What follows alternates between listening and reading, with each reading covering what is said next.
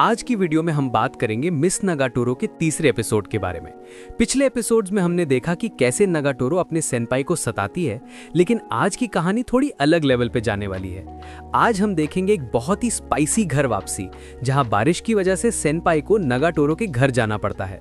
सोचिए, एक लड़का जो लड़कियों से बात करने में डरता है, वो अपनी बुली के बेडरूम में अकेला है और घर पे कोई पेरेंट्स नहीं है। इससे बड़ा मौका या इससे बड़ा खतरा सेनपाई की लाइफ में कभी नहीं आया। क्या आज सेनपाई का सख्त लौंडा वाला इमेज टूट जाएगा, या फिर नगाटोरो कुछ ऐसा कर देगी जिससे वो शर्म से पानी पानी हो जाए? चलिए शुरू करते हैं ये रोलर कोस्टर राइड। एपिसोड की शुरुआत होती है आर्ट क्लब रूम से, जहां हमारा बेचारा सेनपाई शांति से ड्राइंग कर रहा है। तभी वहां नगाटोरो प्रकट होती है और उससे पूछती है, सेनपाई, क्या तुम चाहते हो कि मैं तुम्हारे लिए मॉडलिंग करूं? जाहिर सी बात है, सेनपाई सख्त बनने की कोशिश करता है और मना कर देता है, लेकिन नगाटोरो तो नगाटोरो है। वो कहती है, मैं तुम्हारी हेल्प करूंगी, और वहीं खड़े खड़े अपने कपड़े उतारने लगती है। भाई साहब, सेनपाई की आंखें फटी की फटी रह जाती हैं। वो पैनिक में चिल्लाता है कि ये सब मत करो, लेकिन नगाटोरो शर्ट उतार देती है, स्कर्ट हटा देती है। सेनपाई को लगता है कि आज तो उसका कैरेक्टर ढीला होने वाला है। वो मुंह छुपा लेता है, लेकिन तभी प्लॉट ट्विस्ट आता है। नगाटोरो ने अंदर स्विमिंग कॉस्ट्यूम पहना हुआ था। वो एक्चुअली स्विमिंग क्लब की हेल्प कर रही थी और चेक कर रही थी कि पुराना स्विमसूट उसे फिट आता है या नहीं। जब सेनपाई डरते डरते देखता है तो नगाटोरो हंसती है और कहती है, तुम क्या एक्सपेक्ट कर रहे थे सेनपाई? बड़े वाले परवर्ट हो तुम। मतलब बंदी ने पहले दिल की धड़कन बढ़ा दी और फिर मजाक उड़ा दिया। बेचारे सेनपाई का हाल बुरा है।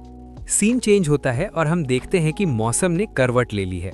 अचानक जोरदार बारिश शुरू हो जाती है। हालांकि फोरकास्ट में मौसम साफ बताया गया था। सेनपाई और नगाटोरो दोनों स्कूल से घर की तरफ भाग रहे हैं, लेकिन पूरी तरह भीग चुके हैं। बचने के लिए वो एक पार्क के शेल्टर में छुप जाते हैं।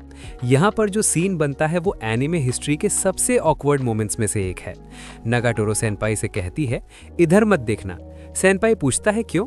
तो वो शर्म का नाटक करते हुए कहती है, क्योंकि बारिश की वजह से मेरी यूनिफॉर्म ट्रांसपेरेंट हो गई है, सब कुछ दिख रहा है। अब यहाँ सेनपाई अपना दिमाग चलाता है।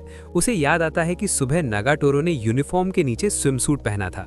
तो वो सोचता है, अरे ये तो फिर से मुझे उल्लू बना रही है, नीचे तो स्विमसूट ही होगा। इस कॉन्फिडेंस के साथ वो पीछे मुड़कर नगाटोरो को देख लेता है। लेकिन भाई, किस्मत देखो इस लड़के की। इस बार नगाटोरो ने स्विमसूट नहीं पहना था। उसने सच में सिर्फ रेगुलर स्कूल यूनिफॉर्म और नीचे अपना फैंसी लॉन्जरे पहना था, जो गीले शर्ट में साफ दिख रहा था। सेनपाई की तो बोलती बंद हो गई। नगाटोरो भी ब्लश करती है, लेकिन फिर वही पुराना दाव खेलती है। मैंने कहा था ना मत देखना, तुमने जानबूझकर देखा, तुम क्लोजेट परवर्ट हो।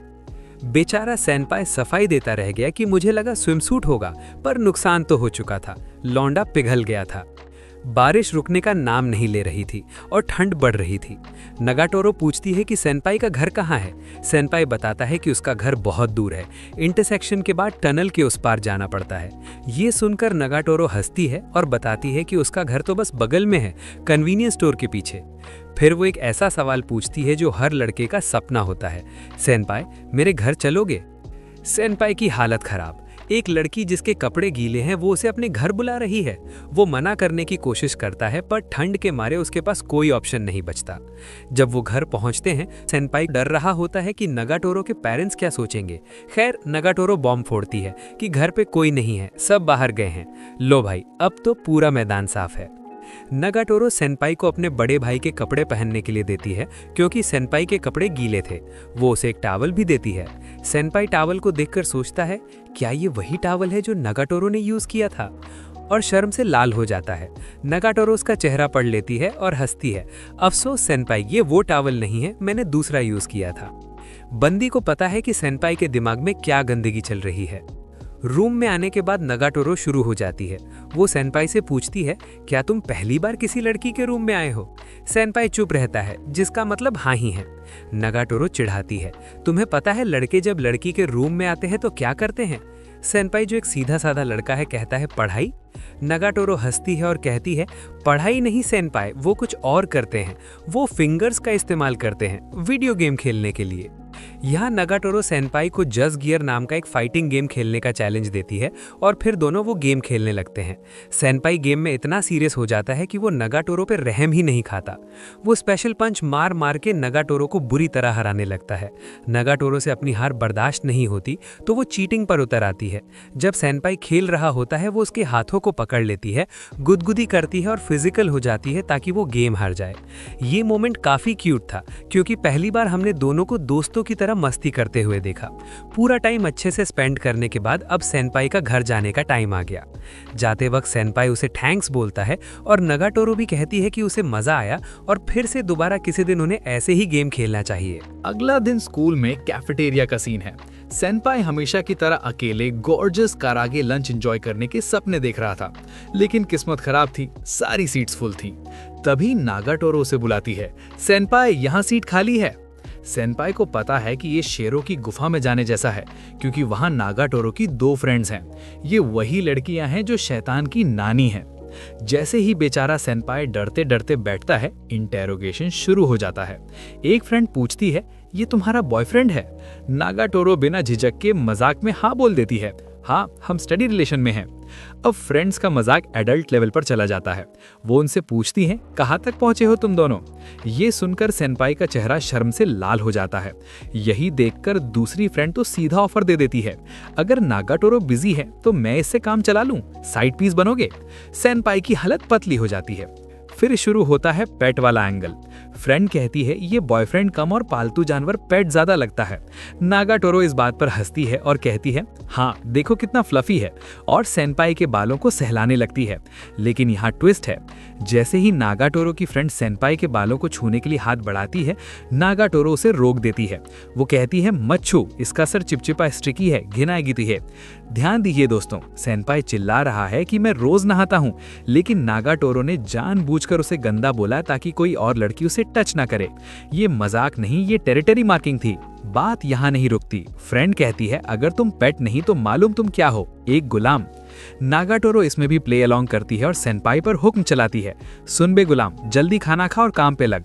लेकिन जब वो फ्रेंड हद पार करती है और कहती है, ये तो बिल्कुल फाइट बैक नहीं करता, गुलाम भी नहीं, ये तो कीड़ा है, कुछ बोलता ही नहीं मर्द की तरह। बस यहाँ नागाटोरो का मूड ऑफ हो जाता है, उसकी स्माइल गायब हो जाती है। वो अपनी फ्रेंड को ठंडे दिमाग से कहती है, ओए अब तू ज्यादा बोल रही है, मजाक की भी लिमिट होती है। कैफेटेरिया में सन्नाटा छा जाता है। सेनपाई नोटिस करता है कि नागाटोरो एक्चुअली उसके लिए गुस्सा हो रही है। टेंशन तोड़ने के लिए सेनपाई बीच में कूद पड़ता है, मैं इसका बॉयफ्रेंड नहीं हूँ। सब उसे ऐसे देखते हैं जैसे बस यही बोलना था। फ्रेंड्स हंसती हैं, हमें लगा कोई हीरो वाला डायलॉग मारेगा, पर खोदा पहाड़ निकली चूहिया। लेकिन इससे माहौल हल्का हो जाता है और सेनपाई की जान में जान आती है। एपिसोड का आखिरी सेगमेंट वापस आर्ट रूम में होता है। नागाटोरो बोर्ड है और सेनपाई से पूछती है, तुम कभी पलटकर जवाब क्यों नहीं देते? लोग तुम्हारी बेइज्जती करते हैं और तुम चुप रहते हो। सेनपाई के पास कोई जवाब नहीं होता। नागाटोरो डिसाइड करती है कि वो सेनपाई को ट्रेन करेगी। वो कहती है, हम मंजाए करेंगे, जो कि एक जापानीज कॉमेडी एक्ट है। मैं कुछ बोलूंगी और तुम मुझे थप्पड़ मार के रोकना। प्रैक्टिस शुरू होती है, लेकिन नागाटोरो एक ऐसी कहानी सुनाती है जो सेनपाई को चुभ जाती है। वो कहती है, एक दिन मुझे रोड पर एक पुतला मिला, मैंने सोचा ये यहाँ क्यों खड़ा है। पास जाकर देखा तो वो सेनपाई था। मतलब वो डायरेक्टली बोल रही है कि सेनपाई एक इंसान नहीं, बस एक बेजान चीज है। इसके बाद वो उसके बालों का मजाक उड़ाती है, उसे शीप बोलती है जिसके बाल कटने वाले हैं, और फ्लफी फ्लफी बज करके चिढ़ाती है। सेनपाई को ये बात दिल पे लग जाती है। उसके आंखों में पानी आ जाता है और वो रोते रोते गुस्से में आ जाता है। नागाटोरो को रियलाइज होता है कि उसने ज्यादा बोल दिया। वो सॉरी फील करती है और सेनपाई को एनकरेज करती है, चलो सेनपाई मारो मुझे, अपना गुस्सा निकालो। फाइनली सेनपाई हिम्मत जुटाता है, नागाटोरो को शोल्डर पर थप्पड़ मारने के लिए हाथ बढ़ाता है। लेकिन क्योंकि वो रो रहा था और उसका विजन धुंधला था, उसका निशाना चूक जाता है। शोल्डर की जगह उसका हाथ सीधा नागाटोरो की चेस्ट पर लग जाता है।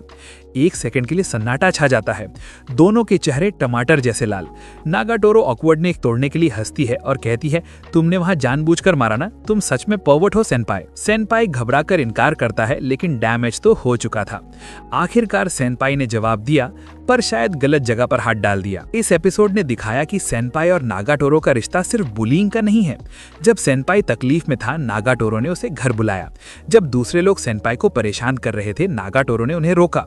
और जब सेनपाई रोने लगा तो नागाटोरो ने उसे स्ट्रांग बनने के लिए पुश किया। हाँ, तरीका थोड़ा टेढ़ा है पर प्यार तो गहरा है। दोस्तों, आज के लिए बस इतना ही। अगर आपको सेनपाई की ये घर वापसी और गलत निशाने वाला सीन पसंद आया तो वीडियो को लाइक जरूर करें। क्या आपको लगता है सेनपाई कभी नागाटोरो को सही तरीके से हैंडल कर पाएगा? कमेंट में बताइए। मिलते हैं अगले एपिसोड के मसाला ब्रेकडाउन में, जहां कहानी और भी स्पाइसी होने वाली है।